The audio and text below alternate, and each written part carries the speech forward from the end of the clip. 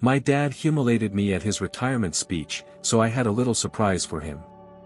The warm glow of the late afternoon sun bathed the glass walls of the engineering firm's headquarters in Columbus, Ohio. Inside, a crowd of colleagues, friends, and family gathered. Their conversations mingling with the clinking of glasses and soft background music. A large banner hung above the reception area that read, "Happy Retirement, Robert Collins," adorned with gold and blue ribbons, fluttering slightly under the air conditioning vents. Ethan Collins, 26 years old, stood near the back of the room, shifting his weight nervously from one foot to the other. He adjusted the collar of his crisp navy shirt, feeling the fabric constrict slightly around his neck. His mother, Linda, stood beside him, elegantly dressed in a pale green blouse and black skirt, her warm smile doing little to hide the slight tension in her eyes.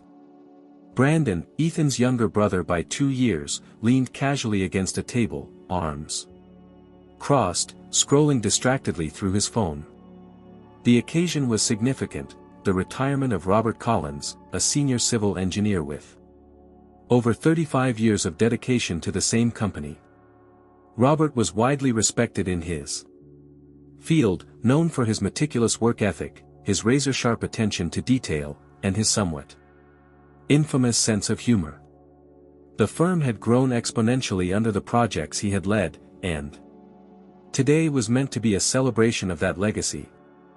As the crowd continued mingling, laughter echoing off the walls, waiters passed trays of appetizers, tiny crab cakes, mini quiches, and stuffed mushrooms, while champagne flowed freely.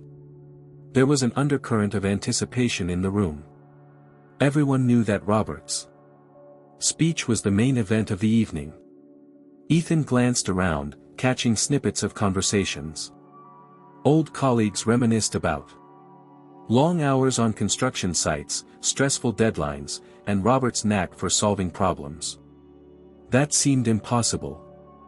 Others shared fond memories of company picnics and late-night project meetings turned pizza parties. "Dad looks relaxed," Brandon mumbled without looking up, nodding toward the front where Robert stood chatting with the CEO, laughing heartily. Ethan followed his gaze.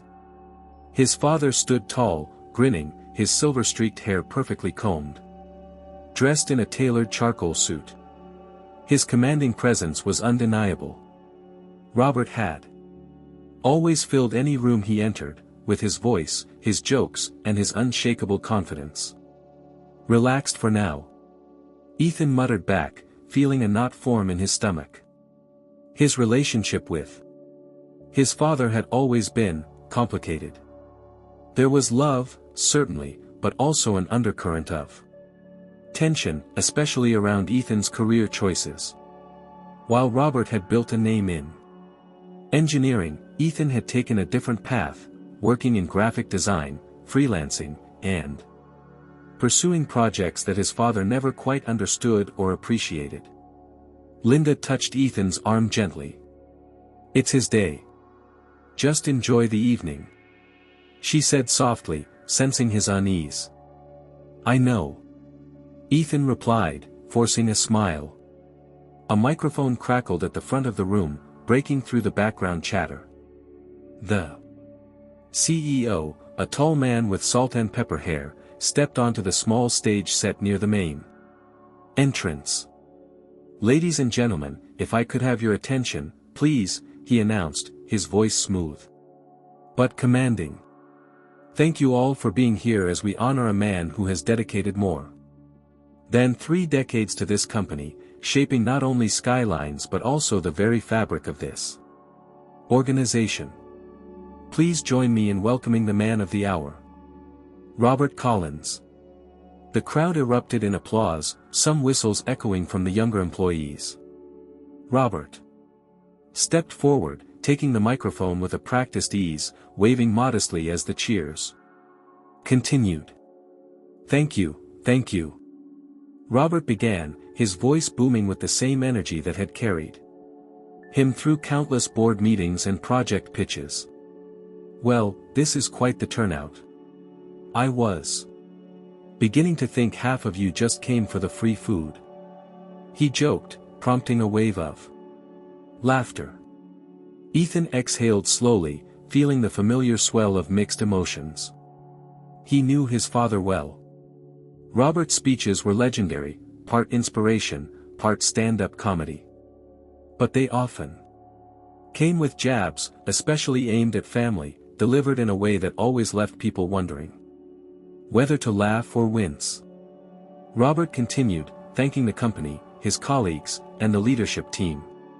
He recounted tales of late nights at the office, crisis moments on job sites, and how teamwork had always been the backbone of their success. And of course, Robert said, pausing with a grin, I couldn't have done any of this without my family. My incredible wife, Linda, who put up with more missed dinners and weekend phone calls than anyone should have to endure. The crowd chuckled warmly, glancing toward Linda, who nodded graciously. And my two boys, Robert added, turning slightly as his eyes scanned the room until they found Ethan and Brandon. Brandon, my youngest, who always knew how to make me laugh when things got stressful. And Ethan.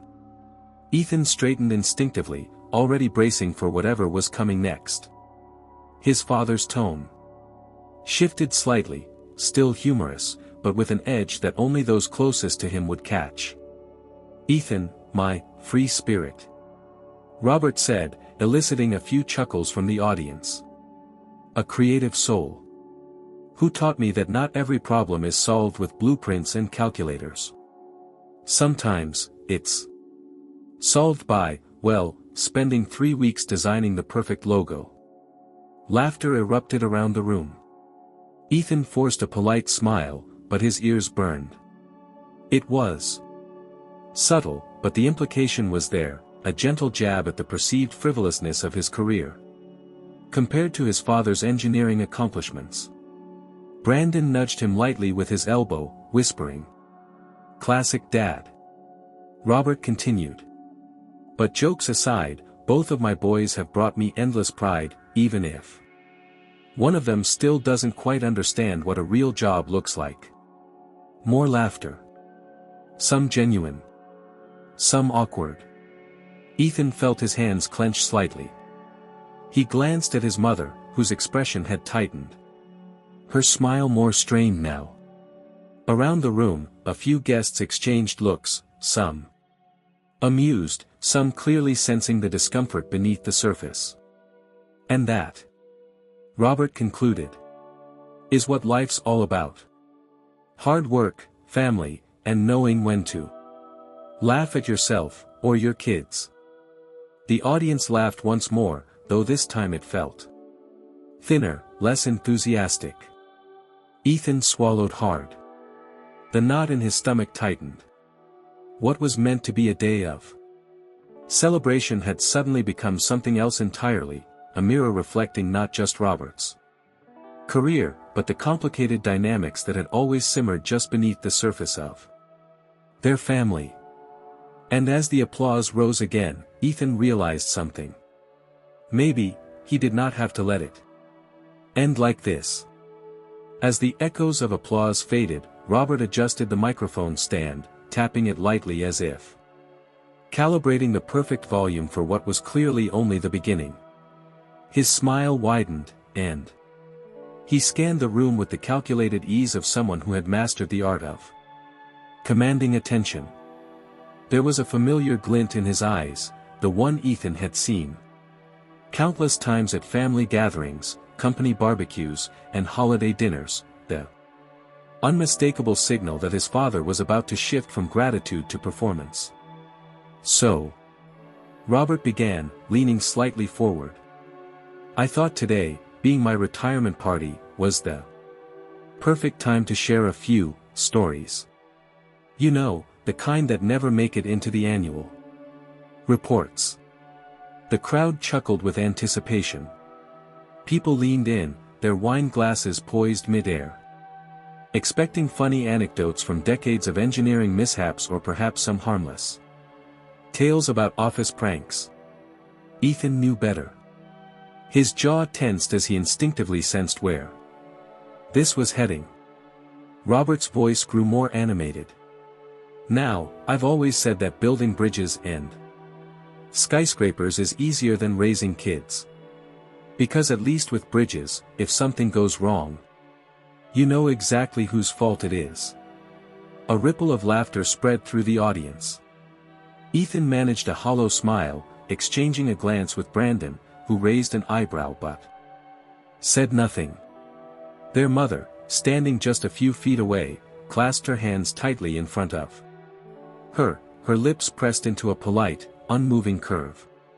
And speaking of kids, Robert continued, pacing slightly on the small stage.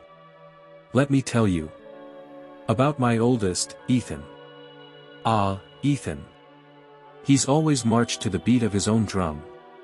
When he was 8 years old, he declared he was going to be, wait for it, a professional Lego builder.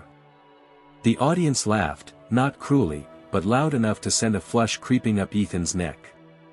Robert held up a hand, pretending to wave off the laughter. No, I'm serious. He spent weeks constructing what he called a futuristic city. Only, it didn't have any roads, or plumbing, or anything that made sense. I told him, son, you can't just stack blocks and call it a city. And you know what he said to me? He said, Dad, imagination is more important than rules. Robert chuckled, shaking his head. I should have known right then and there he wasn't going into engineering. The laughter was louder this time, mixed with scattered applause. Ethan felt his ears burn, the weight of 100 eyes, amused, curious, entertained, pressing against him. He bit the inside of his cheek, forcing himself to breathe steadily. Robert's tone shifted again, playful but edged. Then came high school. While other kids were joining robotics club or mathletes, Ethan decided to be an artist. A designer. I remember asking him, what exactly do you design? And he said, anything people want. Robert paused. For comedic effect, tilting his head. So I asked, does it pay? Another burst of laughter. To which he replied, well, not yet. Ethan clenched his fists, the familiar sting of humiliation blooming in his chest. The room was a blur now, smiling faces, stifled giggles, a few awkward glances from those who were starting to pick up on the subtle tension beneath the humor. And then there was the job interview incident. Robert pressed on, clearly enjoying the rhythm he had built. Ethan walks into this interview, his first real shot at a job. And instead of bringing a portfolio, what does he bring? A vision board. With magazine cutouts and quotes. The hiring manager asked, what does this represent? And Ethan says, my creative process. Robert wiped an imaginary tear from his eye, doubled over in mock laughter. Creative process. I nearly fell out of my chair when I heard that one. This time, the laughter was mixed. Some people laughed genuinely, others politely, and a few glanced toward Ethan, noticing how still he had become. Brandon shifted uncomfortably. Lowering his phone, his earlier indifference evaporating into something closer to concern. And yet, Robert added, raising a hand as if offering a concession, he's stuck with it. Somehow, despite the odds, despite never using a calculator or learning what a load-bearing wall is, he's carved out his little corner of the world. Designing, well, whatever it is he designs. A few nervous chuckles followed, thinner now, like a joke that had stretched one beat too long. Robert turned slightly, locking eyes with Ethan for a brief moment, a smirk tugging at the corner of his mouth. But I have to say, he continued, lowering his voice as if sharing a secret with the audience. If you ever need someone to make a very expensive logo or a flyer for your next bake sale, he's your guy. This time, the laughter was hesitant, uncertain. Some people glanced around, gauging whether it was still appropriate to laugh. Others looked down at their drinks, suddenly fascinated by the condensation on their glasses. Ethan's stomach twisted. It was not just a joke anymore. It was a pattern, a public airing of every insecurity, every doubt his father had ever had about him, dressed up as humor and served to a room full of strangers and colleagues. His pulse throbbed in his ears, and his vision tunneled slightly as the familiar weight of frustration pressed down on him. His mother reached out, squeezing his arm gently, but her touch felt like it was coming from somewhere far away. He heard Brandon whisper something, maybe "Let it go," or "It's almost over." But the words barely registered. Robert, oblivious or perhaps indifferent to the shift in the room's energy, pivoted back to safer ground. He launched into a story about a construction site mishap involving a misplaced crane and an unfortunate porta potty, sending the audience into relieved laughter that had nothing to do with family dynamics.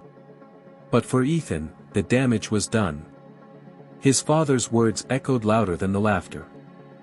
It was not just a speech, it was a public reminder that, in Robert's eyes, Ethan's choices had never quite measured up. Not to steel beams. Not to concrete foundations.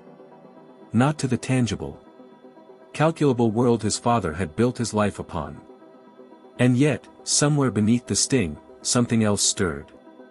Not just anger. Not just hurt. Something sharper. More focused. An idea. A realization that maybe, just maybe, this did not have to be the narrative forever.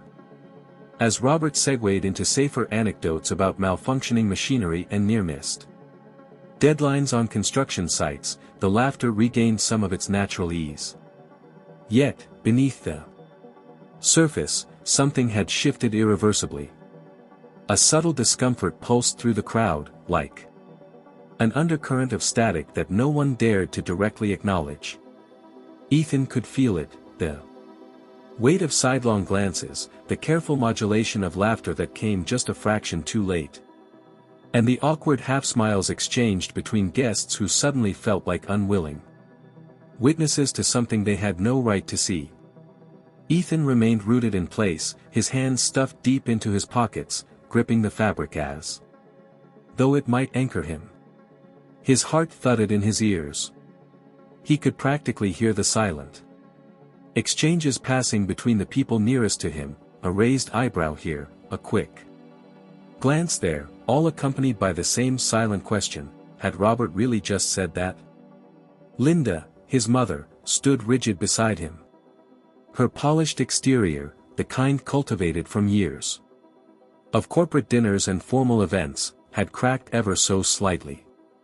Her smile remained fixed, but her eyes were tight, and her fingers trembled as they clutched the stem of her wine glass.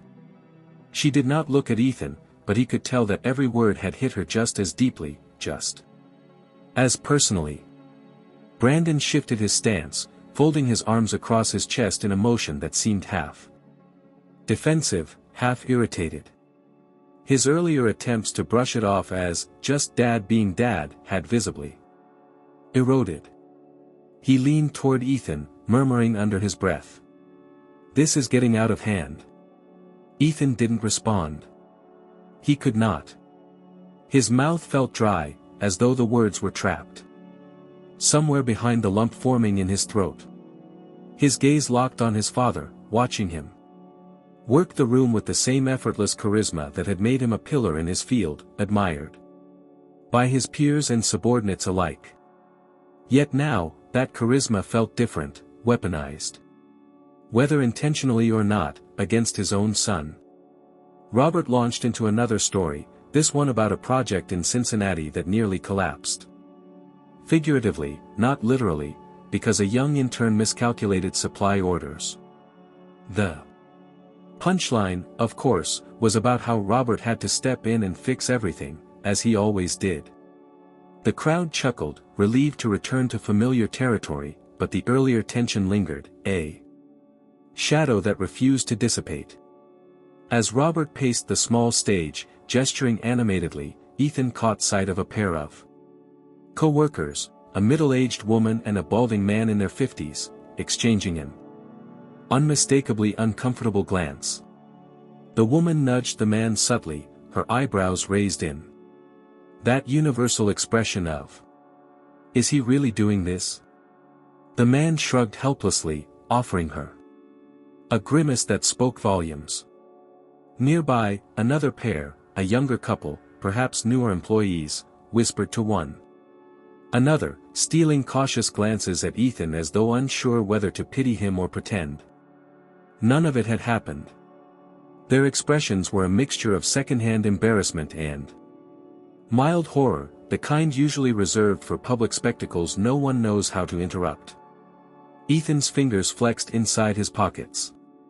He wanted, desperately, to disappear, to melt into the polished floor, to slip behind the velvet curtains lining the back wall, to simply cease existing for the remainder of this speech. But beneath that wish, something more primal surged. A slow burn of indignation, of defiance, growing stronger with every awkward laugh that followed. Another pointed jab. His gaze swept the room again. It wasn't just him feeling it. His mother's rigid posture, Brandon's clenched jaw, the stiff smiles on faces that had started the evening glowing with admiration, it was all evidence. Robert wasn't merely telling jokes. He was crossing a line, and more people than Ethan expected could see it. Ethan's attention snagged on Mr. Harrington, one of his father's oldest colleagues. A man known for his stoicism and unshakable professionalism, Harrington stood near the buffet, arms crossed, his mouth a flat line. His expression was unreadable at first glance but sharpened upon further inspection, disapproval, maybe even disappointment, directed not at Ethan but at Robert. It was subtle but undeniable. A tilt of the head. A slow, disappointed shake. The kind of gesture that communicated more than words ever could. Even the company's CEO, who had earlier introduced Robert with warm praise, now sat with his lips pressed into a neutral line. His earlier enthusiasm had dimmed. His fingers drummed absently on the tablecloth, and his gaze no longer followed Robert with the same attentiveness. Instead, it flicked toward the guests, clearly tracking how the speech was landing, or rather, failing to. A surge of heat flooded Ethan's chest, mixing equal parts humiliation and something close to resolve. For years, he had endured these moments in private, at dinner tables, on car rides. During holiday gatherings where Robert's humor was always just sharp enough to sting but never quite cruel enough to be called out directly. But now, watching the collective shift in the room, Ethan realized for the first time that it wasn't just him. Others saw it too. Others recognized the discomfort masked as humor, the subtle erosion of dignity dressed up as fatherly teasing. He drew a shaky breath, forcing himself to straighten his spine. His gaze wandered to the podium where a small side table held the guest sign-in book, a few framed photos, and, most importantly, the secondary microphone, the one reserved for family speeches. It sat there, innocuous and forgotten for the moment, but it suddenly seemed to pulse with possibility. A thought crept in, uninvited but impossible to ignore. What if he didn't just swallow it this time? What if, instead of walking away with the familiar bruise of unspoken frustration, he used that microphone, that very stage, to speak? Not to retaliate. Not to humiliate his father in return. but to remind everyone, including Robert himself, that there was more to their story than these tired, diminishing jokes. As if sensing the subtle shift in her son's posture, Linda turned toward Ethan, her eyes softening. She didn't say anything, but the quiet, almost imperceptible nod she offered was more than enough. A small signal of solidarity, of understanding, of encouragement. Brandon noticed too. He opened his mouth, perhaps to caution Ethan, to tell him not to make a scene. But for once, the usual words of dismissal didn't come. Instead, he closed it again, his brow furrowing as though silently debating whether the thing forming in his brother's mind was madness or bravery. Ethan barely noticed.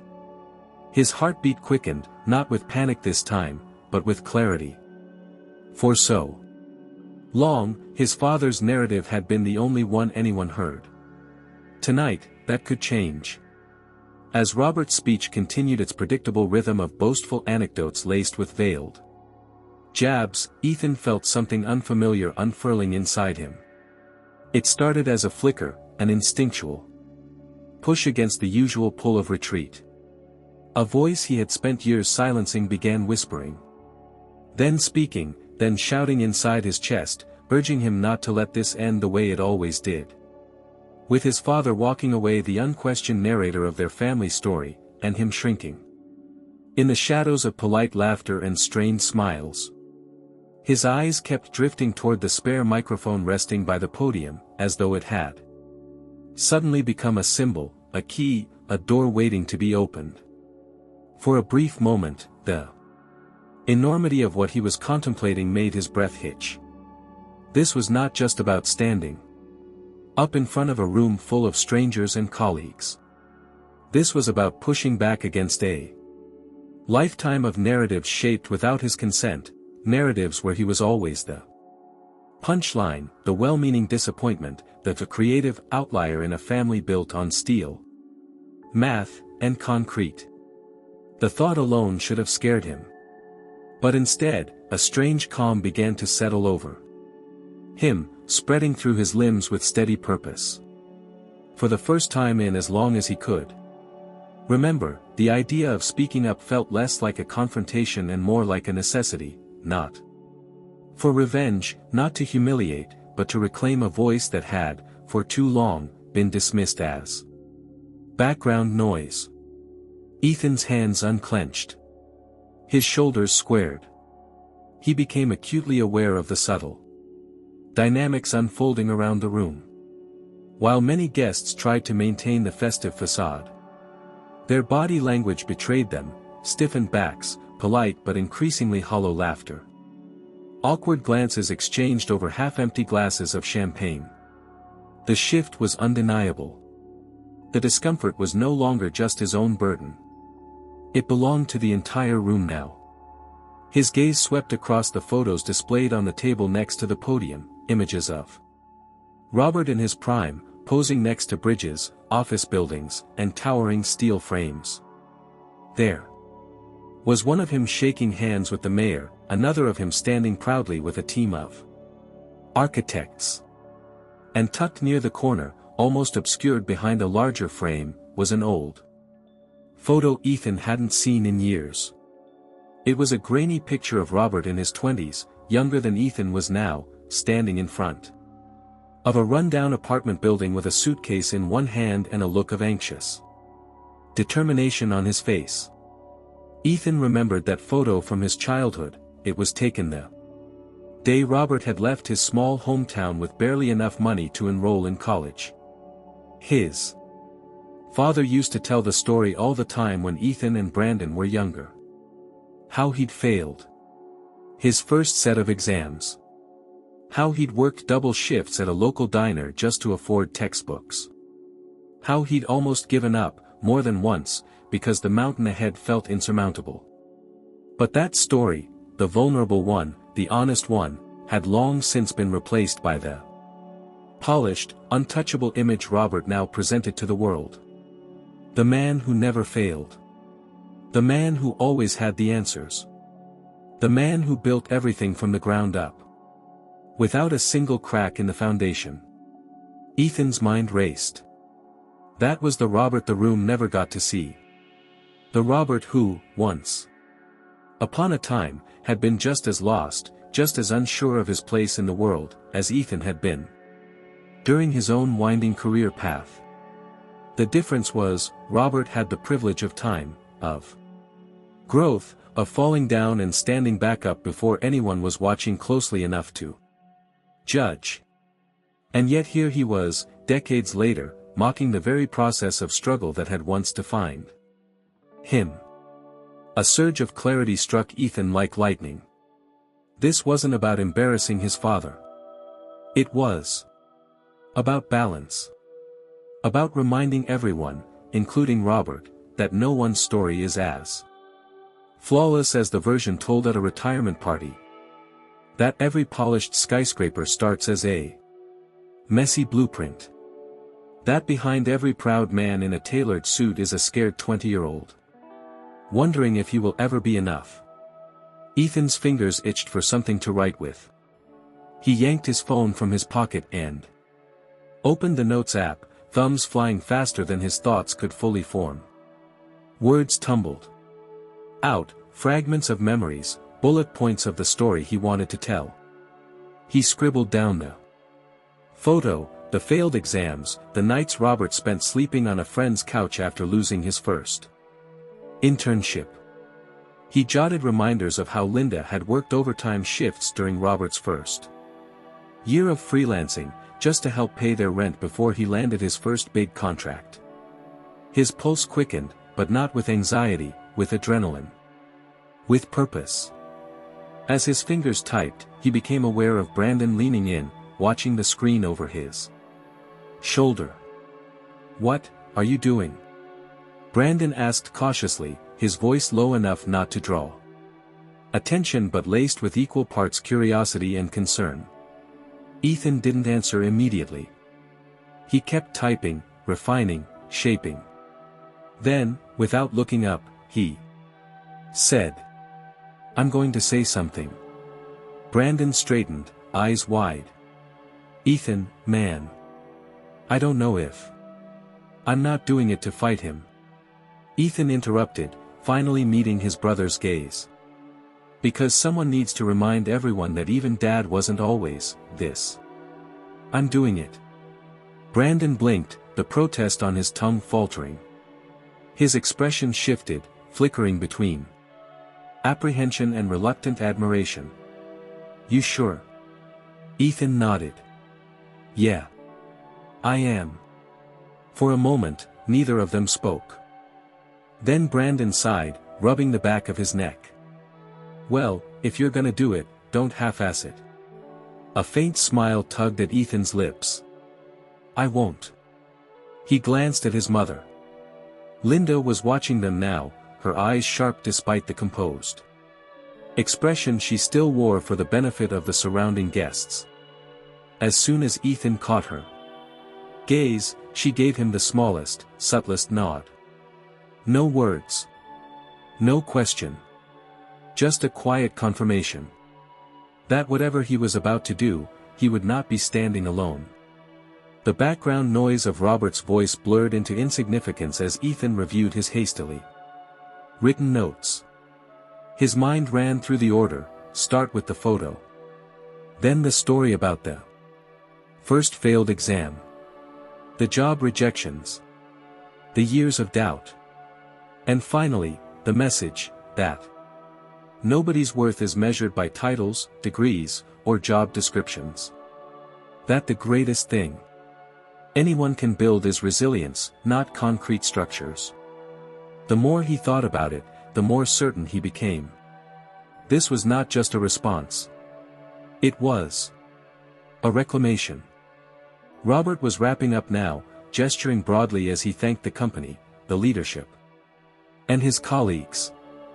The crowd applauded, rising to their feet for a standing ovation. Ethan's heart thudded louder, not with dread, but with certainty.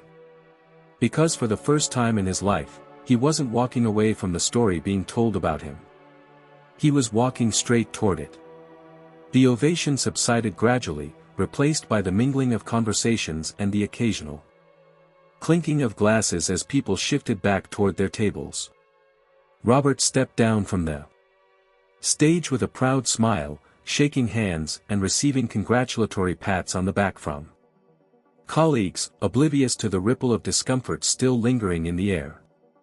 Ethan remained in his spot, gripping his phone, rereading the rough outline of the speech he had just crafted.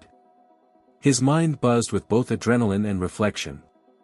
There was something missing, something that could anchor his words deeper, make them resonate beyond just countering a few poorly timed jokes.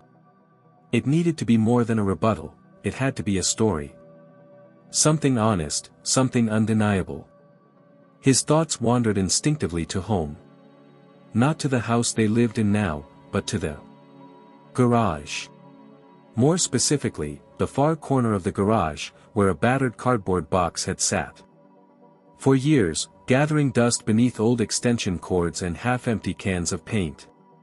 It was the box his mother had once called Robert's past. A haphazard collection of things his father had saved but never openly displayed. Ethan remembered the box well. When he was younger, curiosity had driven him to explore it. More than once, despite being told not to mess with it.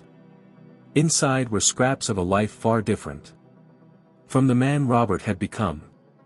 Old photographs of a skinny, nervous young man standing in front of gray brick apartment buildings, a yellowed acceptance letter from the local community college with a stain along the bottom corner, and receipts, dozens of them, from cheap diners and bus tickets, evidence of a life built on frugality and determination. But there was one item Ethan remembered most clearly. A faded blue certificate with frayed edges, awarded to Robert Collins for completion of a remedial mathematics course. He had been 16 when he first noticed it, flipping through the stack of documents out of boredom. One rainy afternoon. At the time, the meaning didn't fully sink in. But now, standing in a room where his father was being celebrated as a flawless titan of industry and intellect, it hit him like a tidal wave. His father, the man who had spent decades measuring success in precision, had once struggled to understand the very basics of the career he eventually mastered. That certificate wasn't just paper. It was proof that Robert Collins hadn't always been the man the crowd saw today. He had started as someone uncertain, someone flawed, someone who failed more than once. And more importantly, someone who fought through those failures. The longer Ethan thought about it, the clearer the image became. His father sitting at a cluttered kitchen table in a cramped apartment, pencil in hand, brow furrowed as he struggled through formulas most of his peers had mastered years earlier. Linda, much younger then, bringing him coffee late at night, whispering words of encouragement despite her own exhaustion from double shifts at the hospital. Those were the stories that mattered. Not the sanitized, glossy version of success told from behind a podium, but the real, raw pieces that made the success meaningful. And it struck Ethan with sudden force that most of the people in this room had no idea any of it had ever happened. To them, Robert Collins was a straight line, born smart, worked hard, succeeded. But the truth was far more complex. And perhaps it was time someone reminded everyone, including Robert, that the messiness of that journey was not something to be hidden. It was something to be honored.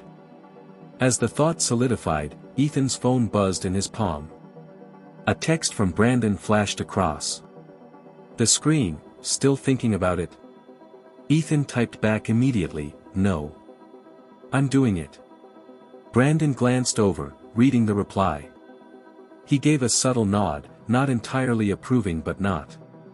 "You sure you want to go there?" he asked quietly, leaning just enough for only opposed either Ethan to hear. Ethan folded his arms, looking toward the stage where the microphone still sat unattended. If not now, when? His mother stepped closer then, as if she had felt the gravitational pull of his decision without a word being spoken. Her eyes softened as she touched his arm gently. "Whatever you choose to say," she said, her voice barely above a whisper. "Say it because it's true. Not because you want to hurt him." "I know," Ethan replied, and he meant it. He took one last look around the room. The guests had shifted back into casual conversation, clinking glasses and sharing polite laughs, but the tension hadn't fully dissolved. It hovered, subtle yet persistent. Some guests cast occasional glances toward Ethan, as though sensing that something unresolved still lingered. And it did. But not for much longer. Ethan walked slowly toward the podium, weaving through clusters of colleagues and friends. A few noticed his approach, a whisper here, a curious glance there. As he reached the steps leading up to the small stage, the din of conversation gradually began to fade. A few people instinctively quieted, nudging those around them to pay attention. Reaching the microphone, Ethan cleared his throat softly and tapped it once. The quiet ripple grew, spreading through the room like a wave, silencing voices mid-sentence, bringing 100 pairs of eyes forward. Robert, halfway through a handshake with a coworker, turned with mild surprise. His brow furrowed slightly, a flicker of confusion flashing across his features. It was subtle, but it was there, the realization that his son was about to speak, unprompted, unscripted, and entirely outside the planned program. Ethan adjusted the microphone stand, gripping the sides to steady himself, not from nerves but from the sheer weight of the moment. He drew a breath, steady, deep, and began. "I know I wasn't on the schedule," he said, voice firm but even. "Important missing from tonight. But I think there's something." A few murmurs echoed quietly at the back. Some people shifted in their seats. Others leaned forward. "I've spent a lot of my life listening to stories about my dad. Some of them, well, you've heard them tonight." A faint ripple of awkward chuckles fluttered around the room. "And for most of my life, I believed those were the only stories that mattered. The ones about perfect projects, perfect plans, perfect outcomes. The ones where failure wasn't part of the narrative." His eyes scanned the crowd, then landed squarely on Robert. "But that's not the whole truth." He reached into his jacket pocket, pulling out his phone, glancing at the notes briefly before continuing. "There's a story most of you don't know. A story about a young man who left home with a suitcase and barely enough money to buy textbooks. A guy who failed his first math exam. Not because he wasn't smart, but because he was terrified. Terrified of not being enough. Of not living up to expectations. Of not making it." The silence grew deeper, heavier. Even the waitstaff froze mid-step. That same guy spent nights working at a diner, took remedial classes to catch up, and almost quit more times than he'd ever admit. And when things got really bad, he relied on the woman standing beside him, my mom, who worked overtime shifts just to help him get through. Ethan's voice steadied, growing stronger. "And the reason that matters, the reason it deserves to be told, is because the man you're celebrating today didn't come from perfection. He came from persistence. From failure. From learning, from trying, from not giving up." He paused, letting the words settle, the truth stretch out across the room, heavy and undeniable.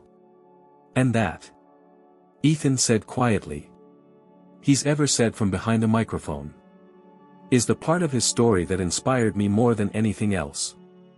A few heads nodded, slow and thoughtful. The silence wasn't awkward anymore. It was reverent. expectant. Waiting for what would come next.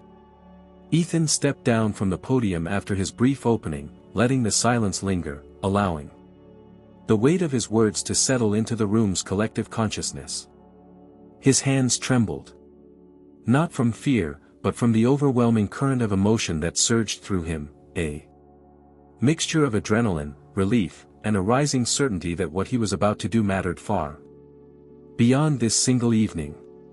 But before he could take another step forward, Brandon was suddenly there, intercepting him with a hand on his shoulder. His brother's grip was firm, not aggressive, but tense in a way that conveyed more than any words could have.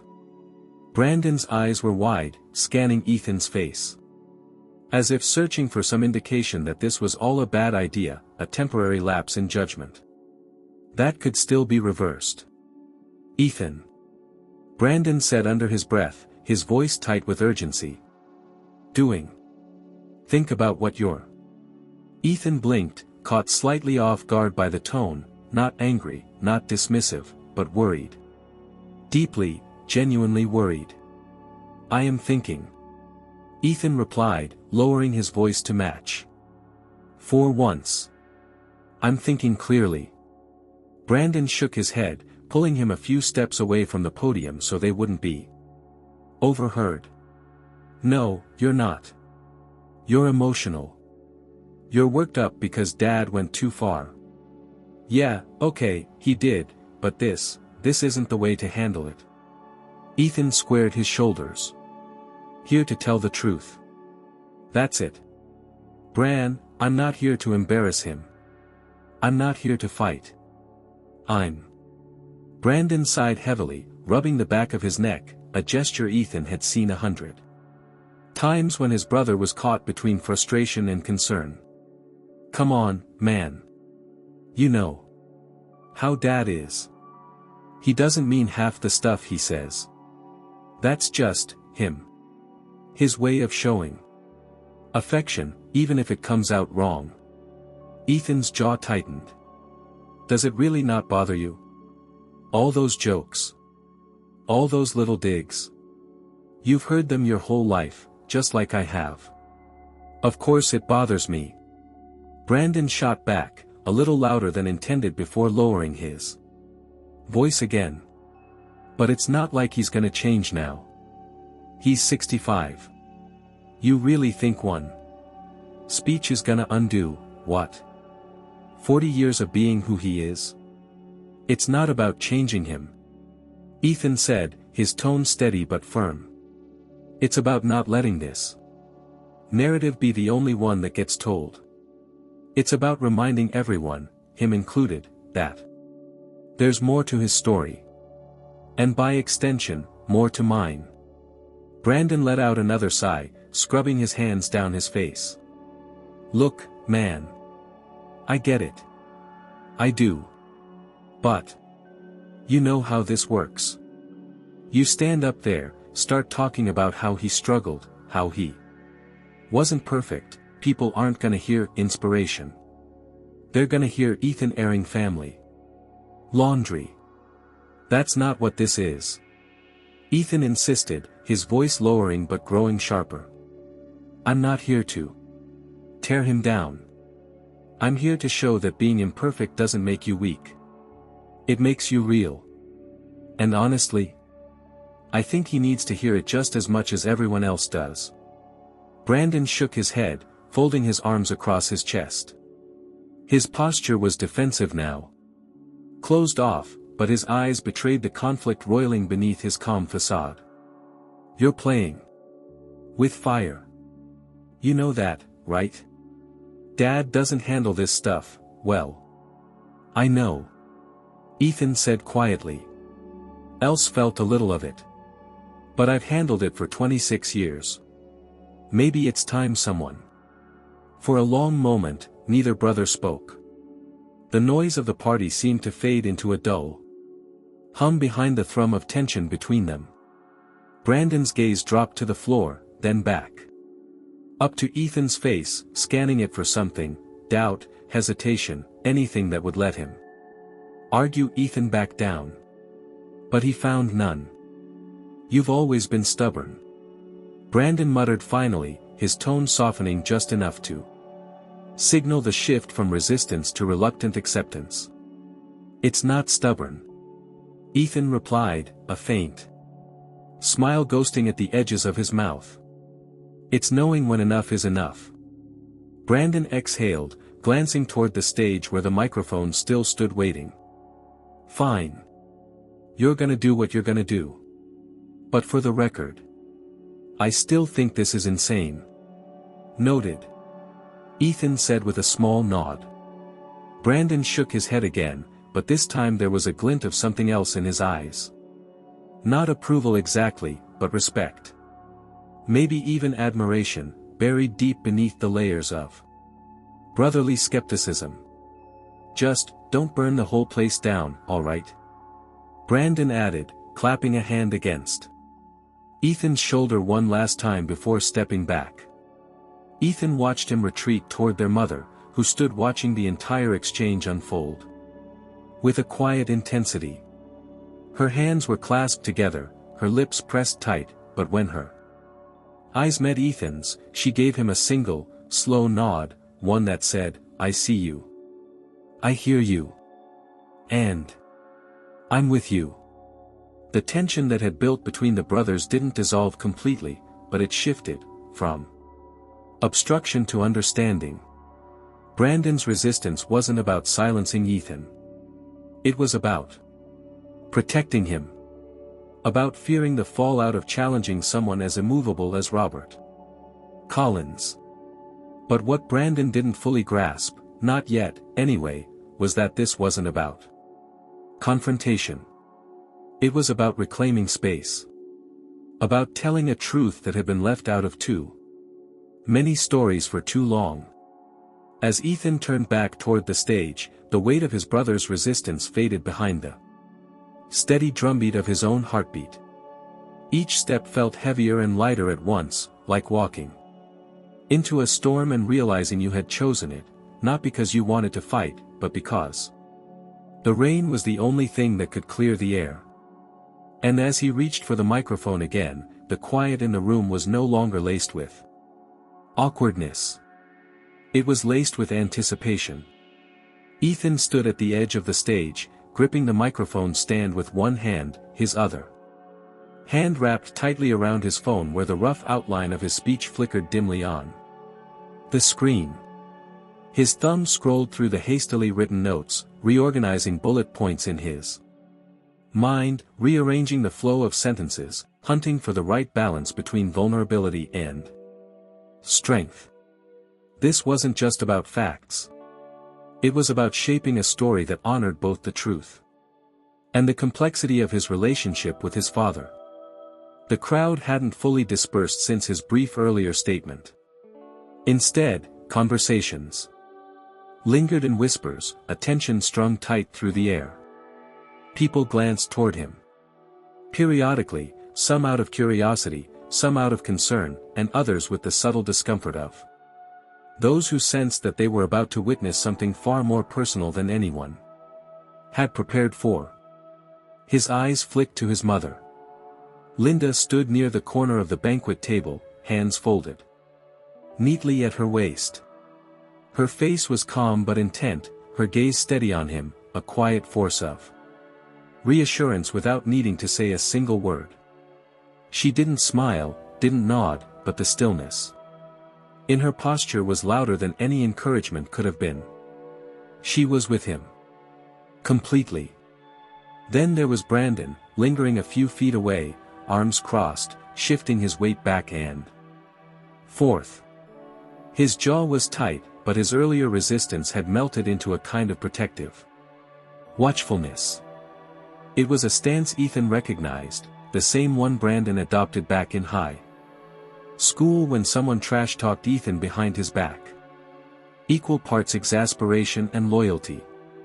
Ethan inhaled slowly, letting the breath settle deep in his chest. He looked back at the glowing notes. His fingers hovered over the screen, but instead of adding more words, he let his mind sift through the memories that had built the framework of his life. The stories were all there. Waiting. They didn't need to be perfect, they just needed to be true. The opening was simple. Grounded. He would start with the photo, that battered image of Robert Collins at 21 years old, suitcase in hand, standing in front of a rundown apartment building with a look of both terror and determination. It was the image of someone not yet a titan of industry, not yet a respected engineer, but a scared kid who had left behind everything familiar in pursuit of something better. From there, the story of the first failure. The math exam. Ethan remembered how Robert used to tell it when they were young, how he sat frozen in a community college lecture hall, staring at numbers that refused to make sense, heart pounding as the realization dawned that he wasn't ready. How he had to swallow his pride and enroll in remedial courses, sitting beside classmates who were sometimes 5 years younger, knowing that if he didn't, he'd never move forward. Ethan could practically hear his father's younger voice, the frustration, the doubt. The late nights poring over textbooks with coffee-stained pages, fighting the sinking feeling that maybe he wasn't cut out for this. That maybe the future he wanted wasn't meant for him. But then came the turning point. Linda. His mother had worked double shifts as a nurse's assistant, picking up weekend hours just to keep food on the table while Robert tried, and often failed, to pass the classes he needed. It wasn't romantic or noble. It was survival. And yet, it was also the foundation of everything that followed. Ethan's mind snapped back to the present. His father's jokes, though dressed in humor, had always carried that sharp edge of dismissal. As if the parts of Ethan's life that didn't fit into blueprints or engineering models were somehow less valid. But the truth was, Robert's own life had never been a straight line either. It had been messy, uncertain, full of failure before it was full of success.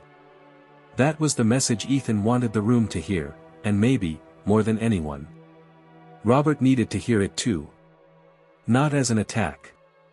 Not as a rebuttal.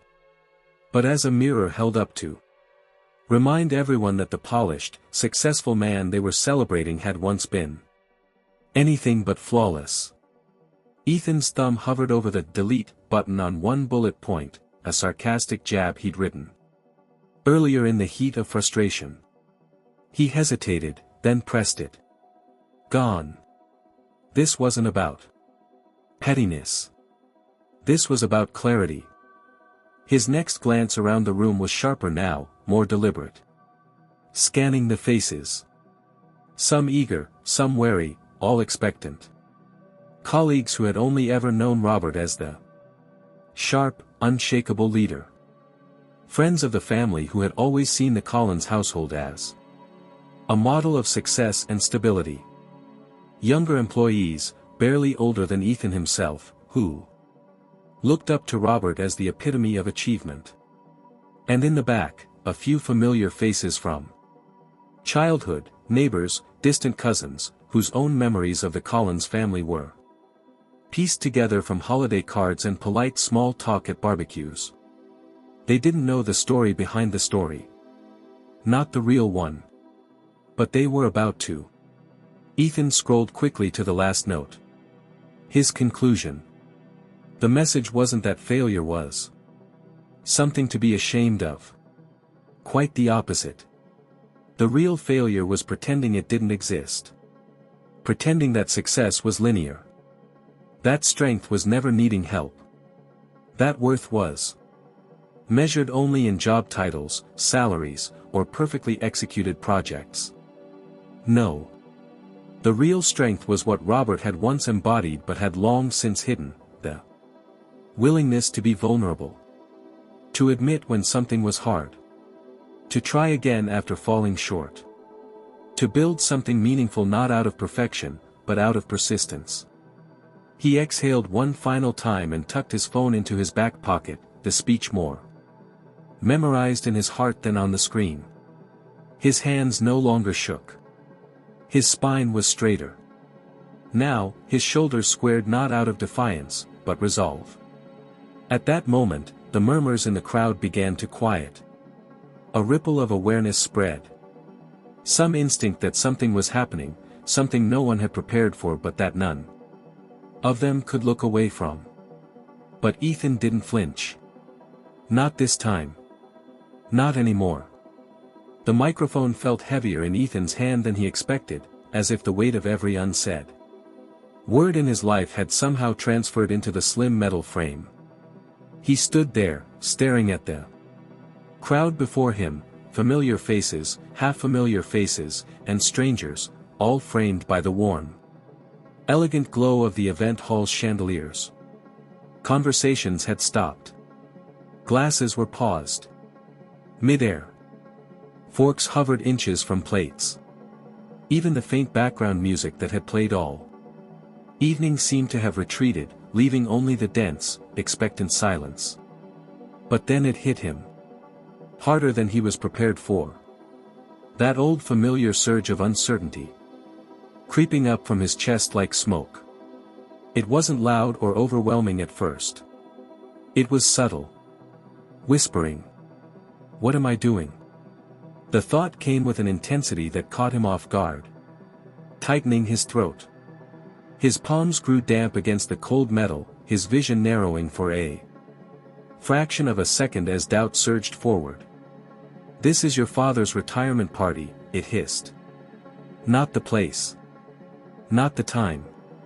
His eyes flicked instinctively toward Robert, who stood off to the side now, arms folded across his chest, brow furrowed. There was no smile. No laugh.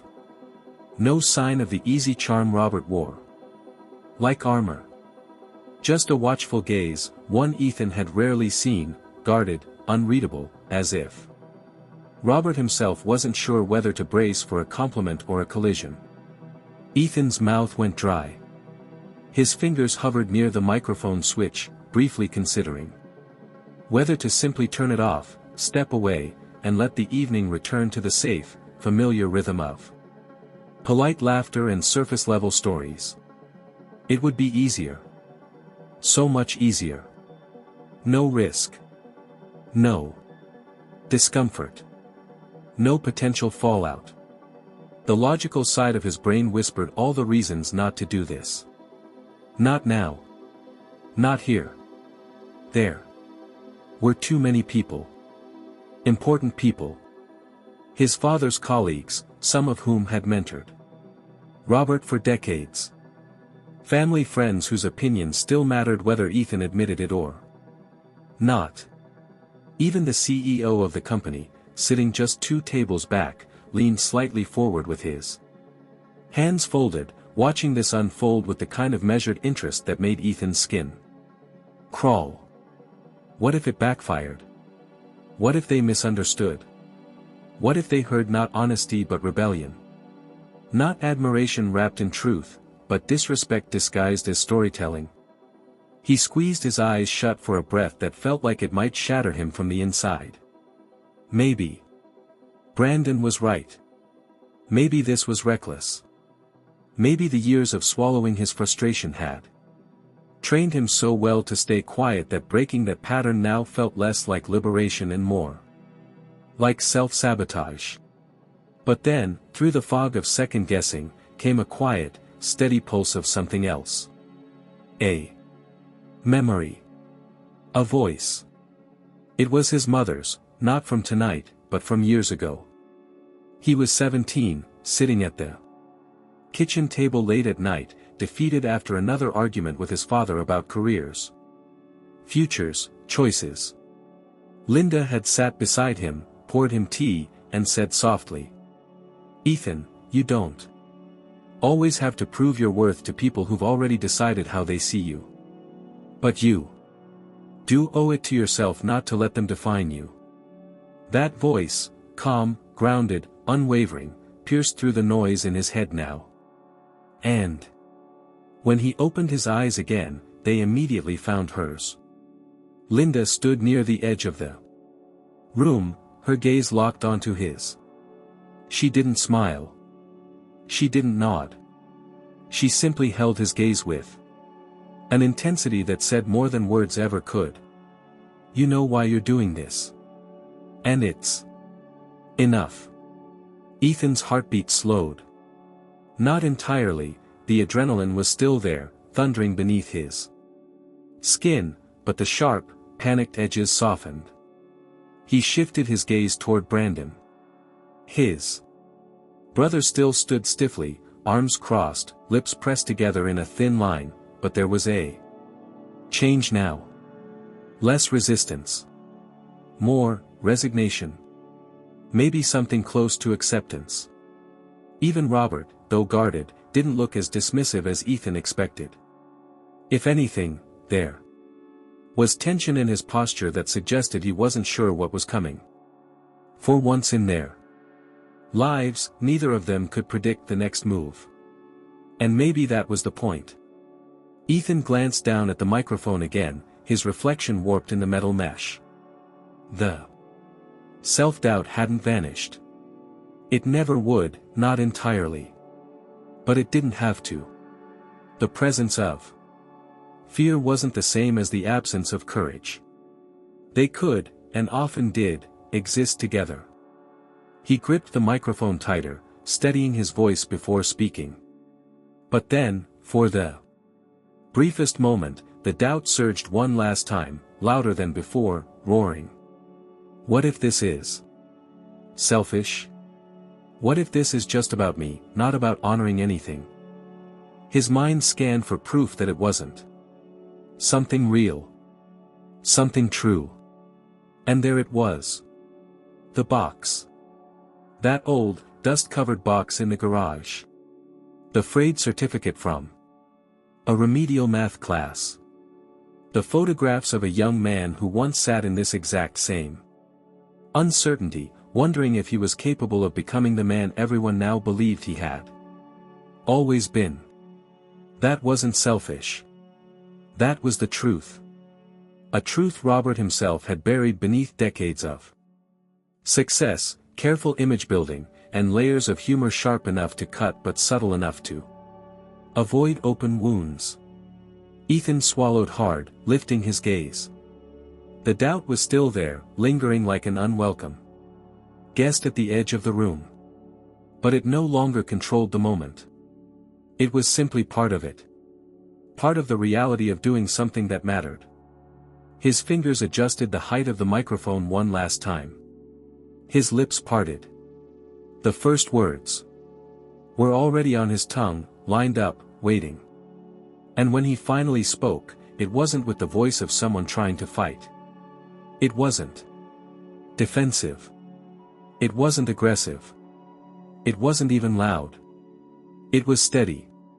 Measured. Intentional. A voice that belonged not to the son who had always stood in the shadow of someone else's narrative but to the man who had finally chosen to step into his own. The first words left Ethan's mouth soft but clear, slicing through the thick silence with a sharpness that made every head in the room pivot fully toward him. His voice didn't tremble. It didn't waver. It carried the weight of someone who had rehearsed this speech 1,000 times. Not in front of a mirror, but inside his own head, in quiet moments of frustration, in long car rides after arguments, in sleepless nights when the sting of feeling misunderstood sat heavy in his chest. I want to tell you a story. Ethan began, his fingers tightening slightly around the microphone. Not the one you've heard tonight. Not the version where everything goes according to plan. Where success is inevitable, where failure never enters the equation. The room leaned in, physically, emotionally, as if pulled by gravity toward whatever was about to come next. I want to tell you the story of Robert Collins, before he became Robert Collins. Ethan continued, his gaze sweeping across the faces in the room. A story that not many people hear. No. Maybe some of you have heard pieces of it, but I doubt anyone's ever heard it this way. Robert shifted in his seat. His expression was unreadable, his arms now resting stiffly on the Edge of the table, eyes locked onto his son. There was no smile. No smirk. Just something taut. In his posture, a tension that grew with every syllable. Ethan inhaled deeply, grounding himself. Years ago, long before the buildings, the projects, the titles, the applause, there was a 19-year-old kid standing on a cracked sidewalk. Outside a rundown apartment with a single suitcase and a head full of doubts. He wasn't the man you know now. He wasn't confident. He wasn't successful. He wasn't even sure he belonged in the program he'd just enrolled in. A wave of murmurs rippled gently through the crowd, subtle, restrained. People shifted in their seats. A few eyebrows rose. Others exchanged quick glances, silently questioning whether this was appropriate, whether it was respectful, whether it was necessary. But no one interrupted. No one spoke. That kid, Ethan pressed on, failed his first math exam. He failed it hard. And it wasn't just an off day.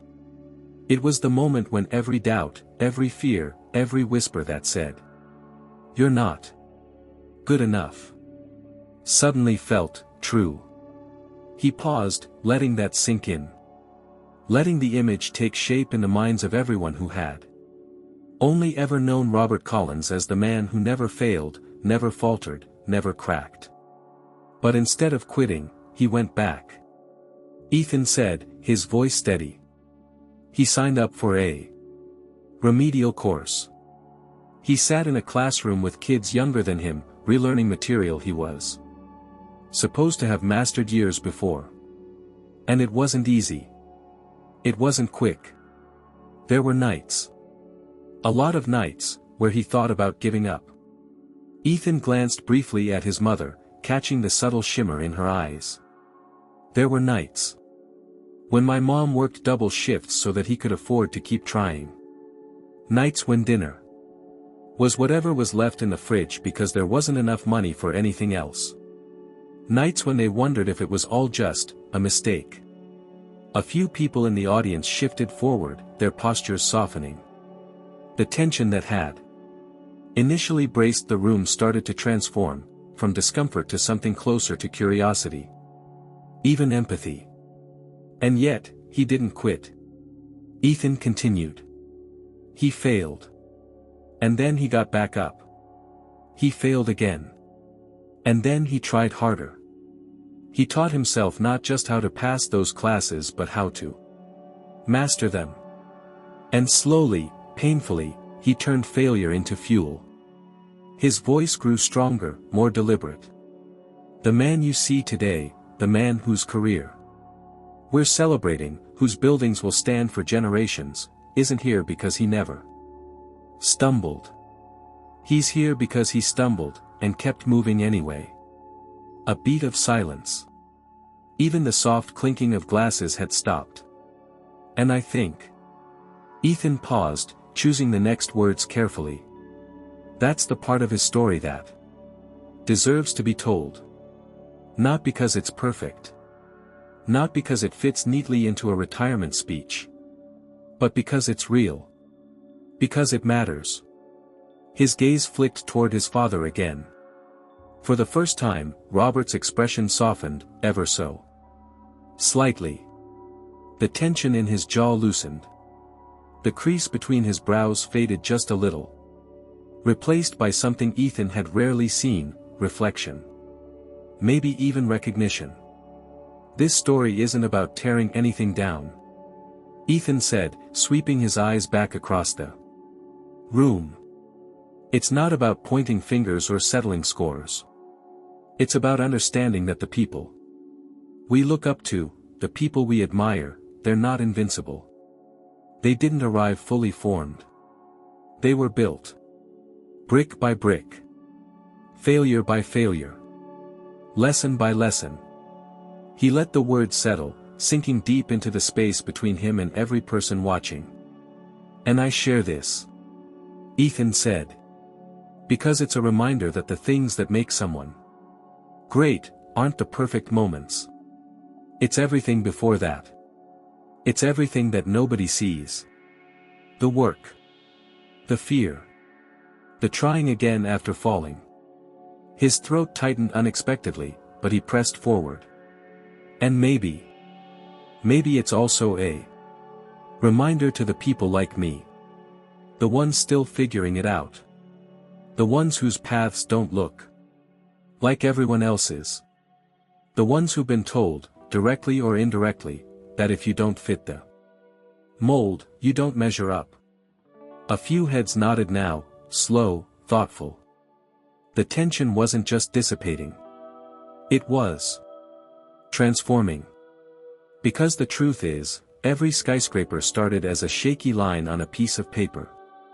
Every bridge started with someone asking, "Can we even do this?" And every person, every single person, started as someone who wasn't sure they were capable. Ethan steadied himself one final time, drawing a breath that filled not just his lungs but something deeper. So when we celebrate success, let's not forget where it really comes from. Let's not pretend it was easy. Let's not erase the parts that were hard. His voice lowered slightly but carried even more weight. And that's the story that deserves to be told. Because that's where the real story is. The room was silent. Not awkward, not tense, just still. Absorbing. Processing. Ethan stood there, letting the quiet stretch just long enough to become something sacred. Something that wasn't about applause or approval but about presence. About truth hanging heavy in the air. Undeniable and real. And as his gaze slowly returned to his father, he saw something he hadn't expected. Robert wasn't smiling. He wasn't frowning either. His hands were clasped together on the table now. And his eyes, sharp, calculating eyes that had read blueprints and engineered impossible solutions for decades, were glassy. Distant, but not dismissive. Somewhere in that stillness, something was shifting. Something fundamental. Ethan didn't speak again. He didn't need to. The story was told. The silence was enough. The silence that followed Ethan's last words was unlike any other silence he had experienced in his life. It wasn't hollow. It wasn't awkward. It was something far deeper, heavier, almost tangible. The kind of silence that fills the air when something undeniably true has just been spoken. Something that shakes loose the carefully constructed narratives everyone thought were unbreakable. No one moved. Not at first. Forks remained suspended above half-eaten plates. Glasses rested motionless in hands that seemed to have forgotten the simple act of drinking. Even the hum of the air conditioning, usually a constant unnoticed presence, felt suffocatingly loud against the backdrop of stunned stillness. Ethan gripped the sides of the podium, his fingers pressing into the wood, grounding himself in the sheer immensity of what he had just done.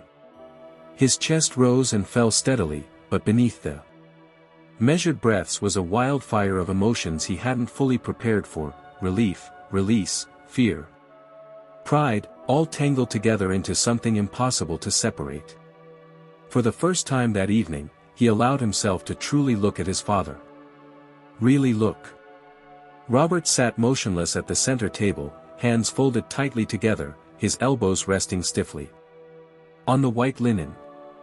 His eyes were locked on Ethan, but not with anger, not with the sharp-edged judgment Ethan had braced for. Instead, there was something else entirely, a mix of disbelief, vulnerability, and something approaching, understanding. The polished mask that Robert had worn for decades, the confident smile, the commanding posture, the ever-present glint of knowing superiority, had fractured. Not shattered into pieces, not broken beyond repair, but cracked just enough to let something raw and real shine through. Behind the years of success, the accolades, the perfectly timed jokes, sat a man Suddenly confronted with his own humanity reflected back at him through his son's words. Ethan wasn't sure what Robert would do next. Neither, it seemed, was Robert. The silence stretched longer than anyone expected, pulling taut over the room until even the most socially skilled guests could no longer maintain their carefully neutral expressions. Some shifted uncomfortably in their seats, darting glances between Robert and Ethan as if expecting, or maybe dreading, what would come next. Others simply stared forward, frozen in the realization that they had been allowed to witness something they were never meant to see. Then, slowly, a sound began to rise, not applause, not chatter, but the scrape of a chair leg against polished floor as one of the older engineers, a man who had worked with Robert for over 30 years, shifted forward in his seat. His hands were clasped, his expression unreadable, but the simple motion broke the spell. Others followed, shifting, breathing, glancing around as though waking from a collective trance. Linda stood perfectly still, her hands folded together tightly, her eyes never leaving Ethan. Her face bore no smile, no frown, just the steady weight of a mother witnessing her son step fully into himself. Her gaze carried no judgment, only pride. Quiet, fierce, and unshakable.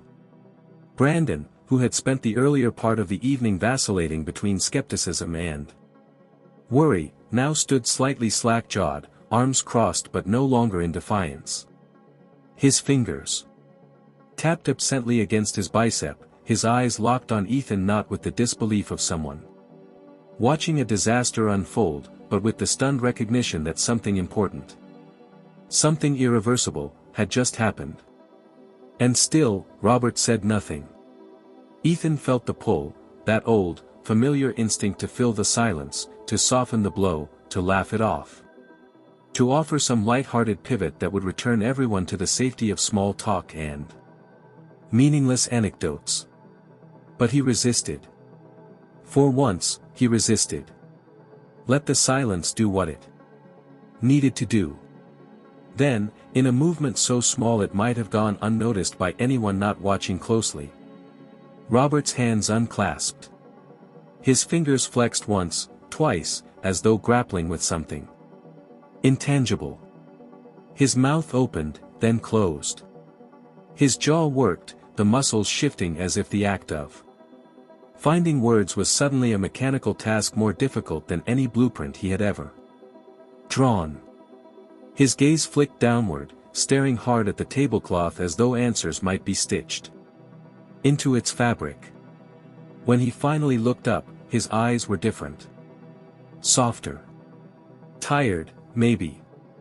But not defeated. Not defensive. Simply, exposed. Robert shifted in his chair, leaned back slightly, and exhaled a breath that seemed to carry years of tension, pride, and something else, something closer to regret, out into the air. No words. Not yet. But the shift was undeniable. The room felt it. Ethan felt it. Everyone did. Someone coughed softly at the back of the room. A fork clinked quietly against porcelain. A server paused mid-step, unsure whether to proceed with refilling water glasses or wait until the invisible tension cleared. And then, something completely unexpected happened. A man seated 2 tables away, one of Robert's former project managers, a wiry, sharp-eyed fellow named Jim, cleared his throat and said quietly but clearly enough to be heard, "I didn't know that." His voice wasn't challenging. It wasn't dismissive. It was reflective. Honest. The simple acknowledgement of a truth newly uncovered. Another voice followed, a woman from the finance department who had worked under Robert for 15 years. "Me neither," she murmured, her hands folded in her lap. The ripple spread, gentle but undeniable. People nodded. Not in mock sympathy, not in forced politeness, but in recognition. Recognition of the reality that even the most accomplished among them had once stood at the edge of failure, unsure of the path forward. Ethan's breath hitched, just for a moment. Not from nerves, not from fear, but from the sheer, overwhelming relief of realizing that the message had landed. Not just heard. Not just tolerated. Understood. He loosened his grip on the podium, his shoulders relaxing for the first time all evening. The need to fight, to brace, to defend, it softened. What was left wasn't confrontation.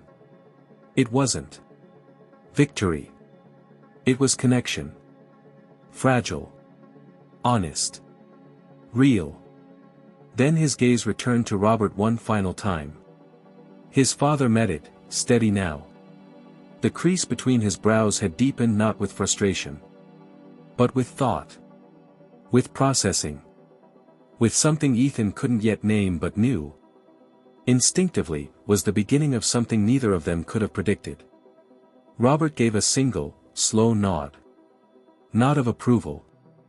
Not of defeat. But of acknowledgement. A wordless admission that the silence wasn't empty. It was full, of things unspoken for too long.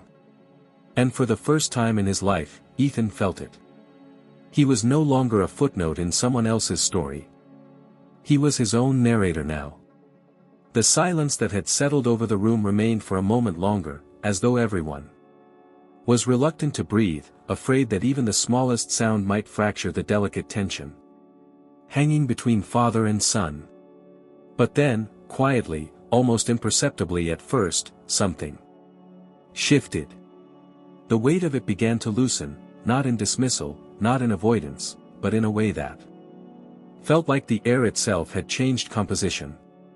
What had once been thick with discomfort was now saturated with something else entirely, realization. Robert's hands, once clenched so tightly on the edge of the table that his knuckles had turned white, slowly relaxed. His fingers flexed against the smooth fabric as if testing whether they still worked properly after being locked in place for so long. His shoulders dropped, no longer stiff with the tension of pride and defensiveness. Instead, there was an undeniable softness to him. Now, not weakness, not defeat, but something rare and disarming. Ethan watched as his father slowly rose from his chair. It wasn't the kind of movement Robert Collins usually made, not the commanding, purposeful rise of a man used to standing before crowds, leading projects, or delivering speeches. No, this was something else. A slower, heavier lift, as though the gravity of what had just transpired required more effort than usual to stand beneath. The room fell entirely silent again. Conversations halted mid-whisper. Utensils hovered. Forgotten. Even the servers froze in place, their trays halfway lowered, uncertain whether to proceed or retreat. Robert didn't step toward the podium.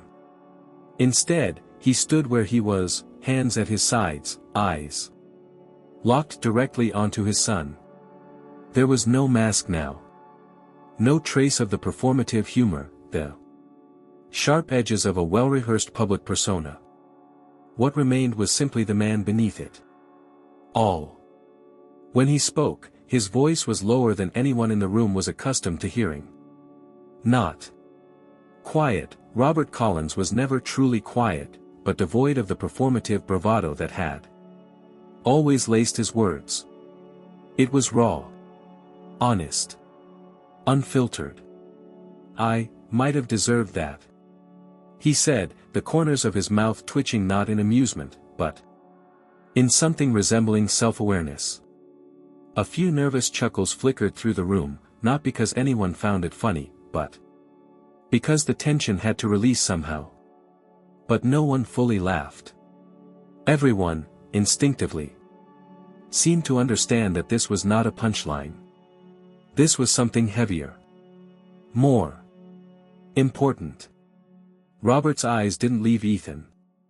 You know. I've spent my whole life thinking the way to show strength was to pretend like nothing ever rattled me. Like nothing ever broke me. His hands moved, palms briefly turning upwards as if presenting something invisible to the room.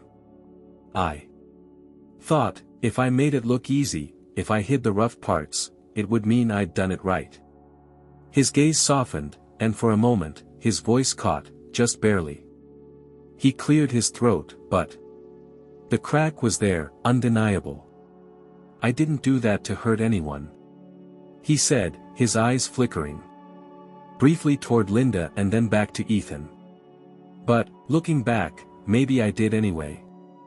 A hush fell even deeper, as though the walls themselves were listening. I told myself that making jokes, poking fun, was just my way of showing I cared. That if I kept it light, it meant we were okay. But I never really stopped to think about what it sounded like to anyone else. About what it felt like. For the first time in years, perhaps decades, Robert Collins looked uncertain. Not professionally, not intellectually. Personally. Deeply. His hands dropped to his sides again, his shoulders slumping just enough to reveal the years of effort it had taken to hold them upright. "You're right," he said, his voice steadying slightly but retaining that fragile edge. "I wasn't always this. The man they know. The one who stands at ribbon-cutting ceremonies or whose name goes on plaques." He glanced briefly toward his colleagues, his voice firm but stripped of any pretense. "I was a scared kid. I was broke. I failed. More than once." A ripple of surprise passed through the room. Some nodded. Some simply stared, absorbing a version of Robert Collins they had never imagined. "And I buried that," Robert continued. "I buried it so deep I think. I convinced myself it didn't matter anymore. That if I never talked about it, it would stop being real." His eyes returned to Ethan, softer than Ethan had ever seen them. "Mattered. And maybe I should have told you that sooner. But it did matter. It always." Ethan stood frozen, not in fear or hesitation, but in sheer disbelief. Not because he didn't believe his father was capable of this moment, but because he had spent so long assuming he never would. Robert ran a hand over his mouth, then dropped it to his side again. "You've always been different," he said. "Not less different. And I didn't always know what to do with that. I thought, if I pushed you hard enough, if I joked about it enough, maybe it'd change something. Maybe it'd make you more like me." He exhaled a slow breath. "But the truth is, you were never supposed to be like me. You were supposed to be like you. And I should have seen that sooner." The air in the room shifted again, a collective softening.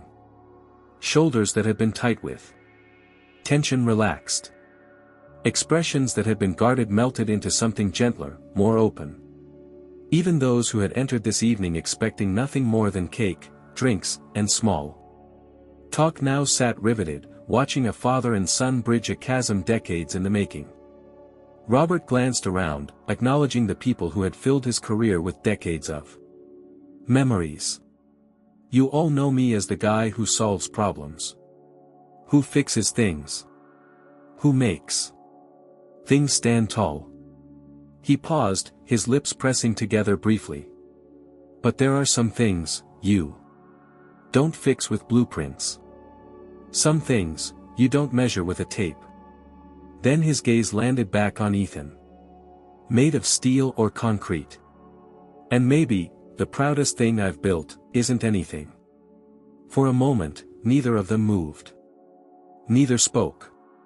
The words hovered between them, fragile, but indestructible now that they were finally free from the confines of silence. Then Robert stepped forward, one step, then another. His movement was deliberate, slow, uncertain in a way that was utterly unlike him. He crossed the space between his table and the podium until he stood directly in front of Ethan. For a beat, they simply stared at each other. Then, with no grand speech, no further explanation, Robert reached out and pulled Ethan into an embrace. It wasn't stiff. It wasn't awkward. It wasn't the kind of half-hearted hug exchanged out of obligation at family gatherings. It was real. Full. His arms wrapped around his son with a force that spoke not just of the present moment but of every missed opportunity, every unsaid word, every misunderstood intention between them. Ethan stood frozen for only a second before his own arms came up, gripping his father back just as tightly.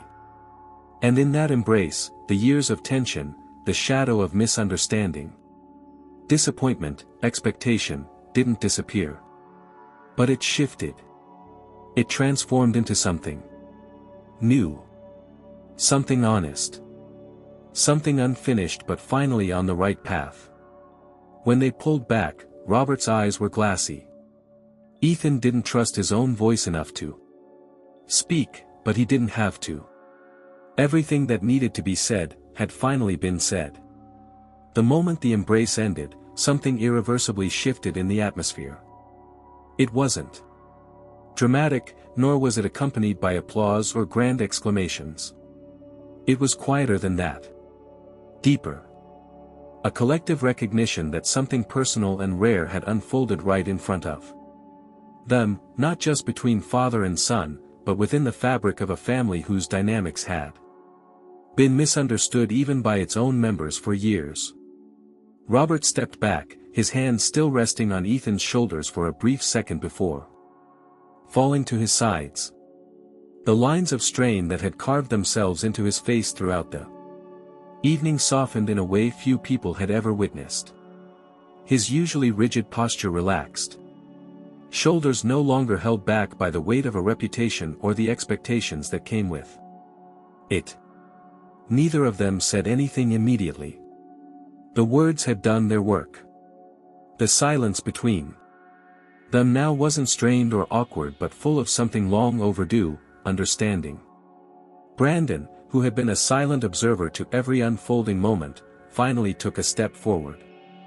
His usual smirk was gone, replaced by an expression that was hard to define, a mixture of surprise, relief, and maybe even admiration. His hands, often crossed defensively over his chest, now hung loosely at his sides as he let out a breath he hadn't realized he was holding. "Well, damn," Brandon muttered under his breath, not loud enough for anyone but Ethan and their mother to hear. "Didn't see that coming." Linda, standing beside him, gave a soft, knowing smile, the kind that comes not from surprise, but from the quiet satisfaction of watching something broken finally start to heal. Her hand found Brandon's forearm, squeezing gently, though her eyes remained locked on Robert and Ethan. Her face reflected something so tender that it made Brandon blink rapidly, as though trying to blink back something else entirely. Ethan stepped down from the small stage, finding his footing again as the adrenaline began to drain from his system. His father didn't follow immediately, choosing instead to turn slightly toward the gathered guests, his hands rubbing together as if trying to gather the right words. "I think," Robert began, clearing his throat, "I owe everyone here an apology." A wave of surprised murmurs passed through the crowd, followed quickly by a hush as everyone leaned in to hear what would come next. "Not because this evening didn't go the way I planned, though it clearly didn't," he said, the faintest hint of self-deprecating humor tugging at the corners of his mouth. "But because I spent a lot of years pretending parts of my story didn't exist.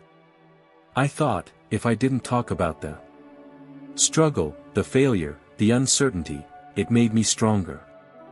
I told myself it was protection. For me. For my family. Maybe even for some of you. His gaze swept across his colleagues, employees, and friends. But I think, what tonight's made me realize, is that hiding those parts didn't protect anyone.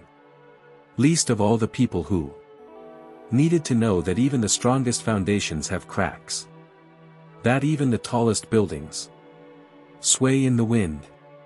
And that being proud of who you are, doesn't mean pretending it was easy to get there.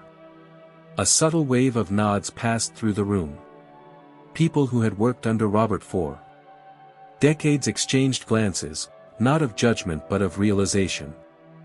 Even those who had admired him for years now saw him through a different lens, one that didn't diminish him but humanized him in a way that no professional accolade ever could.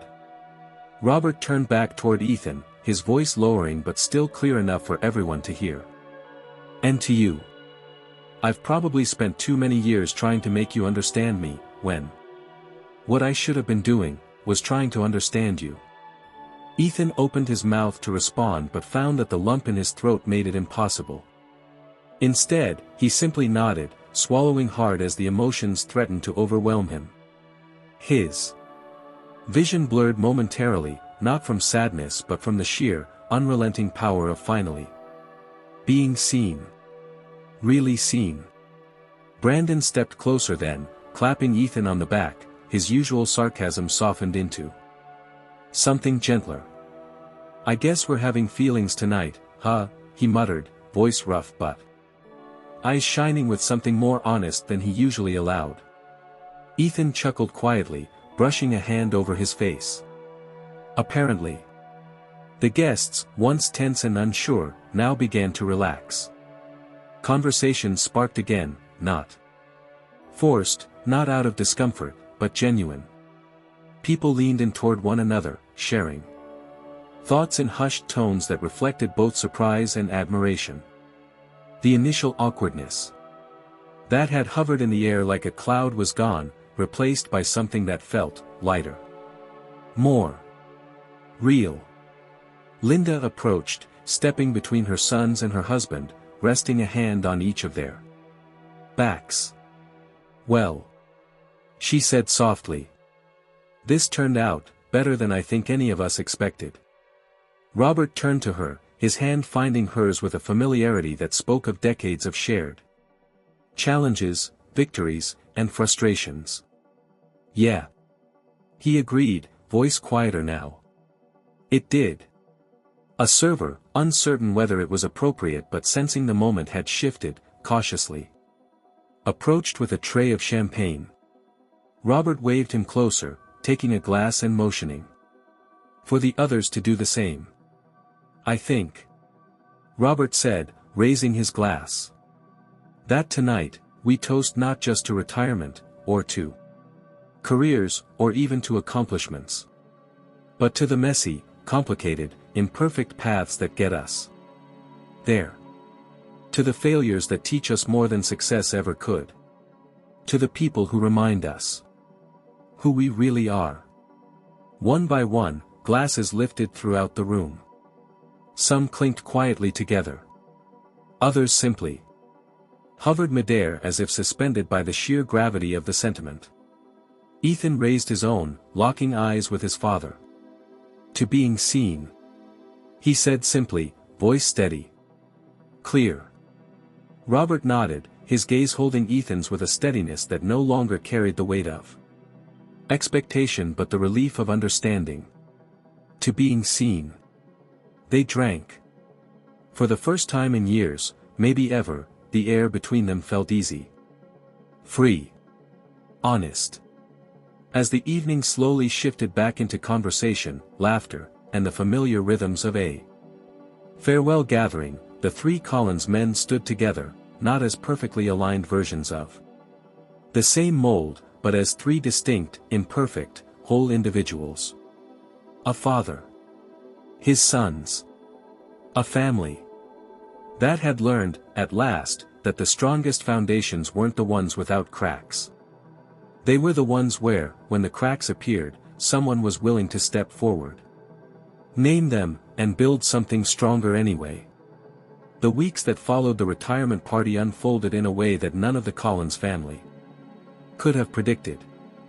What began as an evening edged with tension, uncomfortable laughter, and the quiet sting of misunderstood intentions became the unlikely catalyst for something far more enduring, something that lingered long after the decorations were taken down and the last thank you emails were sent. Ethan found himself visiting his parents' house more frequently than he had in years. Not out of obligation. Not because it was expected.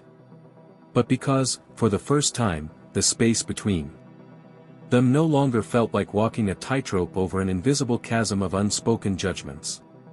The air was different. Softer. Open in a way that it had never been before. It started small. An invitation from Robert to join him for coffee one Saturday morning. They sat at the breakfast table, mugs in hand, steam rising between them. The conversation began, as it always did, with safe topics: weather, neighborhood construction projects, the way the local grocery store had rearranged its aisles to the confusion of everyone over 50. But then, somewhere between refilling their mugs and reaching for the sugar, Robert leaned back and said, "You know, I dug out that old box from the garage." Ethan blinked, his fingers pausing mid-stir. "You did?" Robert nodded, the ghost of a smile tugging at one corner of his mouth. "Yeah. Guess I figured, if you were going to remind me of it in front of the entire company, I might as well take a look myself." There was no sting in the words. No edge. Just a quiet acknowledgement of truth. "I forgot how much was in there." Robert continued, his eyes drifting slightly as though seeing the contents in his mind. "Letters I never mailed. Job rejection slips. That certificate from the remedial math course. God. I hadn't thought about that thing in decades." Ethan set his spoon down, resting his elbows on the table. "It meant something, you know. Finding that when I was a kid. Even if, at the time, I didn't really understand why." Robert nodded slowly. "Yeah. I get that now." They sat in comfortable silence for a moment, the kind that fills the space not with awkwardness, but with the weight of mutual reflection. Then Robert chuckled softly, shaking his head. "I spent so much time trying to, I don't know, protect you from how hard it was. Thought if I made it look easy, you'd have it easier. But all I really did was make you think you were failing at something no one ever fails at." Ethan's throat tightened, but he managed a quiet smile. "I used to think that." "Yeah." Robert's eyes met his, steady and warm. "I was wrong. You've got a different kind of strength than me. Always have. I just didn't know how to recognize it back then." The conversation drifted after that, moving into stories from Robert's early years, not the polished anecdotes he told at company functions but the real ones. Stories about how he nearly dropped out after his second failed exam. How he once lived on ramen and instant coffee for an entire month. How Linda had pulled him through some of the darkest moments, not just as his wife but as his partner in the truest sense. Ethan listened, absorbing it all. Not just the facts but the tone, the vulnerability that had always been buried beneath layers of humor and stoicism. And it wasn't just Ethan who noticed the change.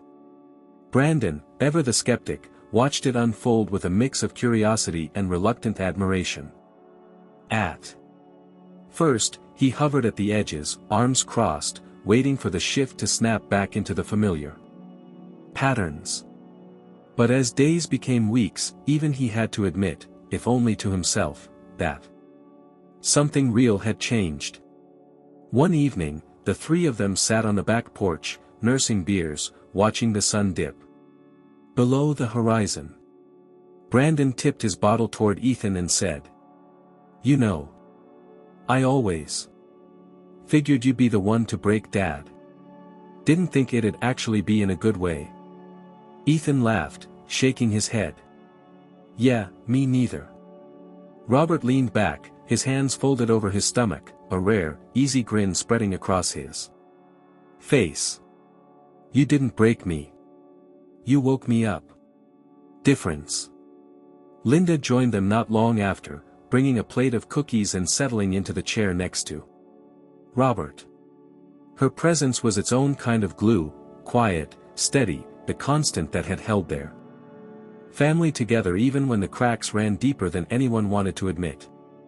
Conversations flowed more easily now. They talked about work, about life, about Ethan's design projects in a way that no longer carried the undertone of dismissal or confusion. Robert asked questions, real questions, not to challenge, not to critique, but to understand. Ethan showed him a few recent pieces, a branding project for a local nonprofit, a series of illustrations for an online campaign. Robert leaned in, studying the details with the same intensity he used when reviewing structural blueprints. You've got an eye for this, Robert said, tapping one of the designs. Precision. Different tools. But, yeah. I see it now. Takes a different kind of. It was a simple statement. Casual, even. But to Ethan, it landed heavier than any award, any certificate, any framed degree ever could. It was the kind of validation that wasn't about approval but about recognition. Brandon grinned from his corner of the table. Gonna start sounding supportive. Careful, Dad. Keep talking like that, and you're. Robert snorted, leaning back. Yeah, well, guess it's about time. As the months unfolded, the rhythm of their family life shifted. It wasn't perfect, it never would be. Old habits didn't vanish overnight. Jokes still flew, occasionally landing with more edge than intended. Disagreements still sparked, though now they burned out quicker, tempered by the memory of how far they had come. The difference was in the foundation. Stronger now. Built not on the illusion of flawlessness but on the acknowledgement of imperfection, of struggle, of love expressed not just through shared victories but through the willingness to confront the uncomfortable, to repair what had been fractured. Ethan and Robert began taking long walks together on Sunday mornings, a ritual that started without ceremony but quickly became something they both valued. They talked about everything and nothing. About mistakes made, lessons learned, the strange, winding paths that life took them on. And somewhere along the way, without either of them fully realizing it, the shadow that had once loomed so large between them, faded. Not completely gone, but small now. Manageable. Just another part of their story, no longer the defining feature. The retirement party, once something that Ethan had dreaded, became the marker of a turning point. A chapter break. A before and after. As for Robert, retirement didn't dull him. It softened him in the ways that mattered without diminishing the fire that had driven his career. He found new projects, mentoring young engineers, volunteering at a local trade school, helping the next generation navigate the same doubts and fears he had once buried so deeply. But perhaps the greatest project he took on was simply this, becoming the version of himself that his sons could not only respect but connect with. Fully.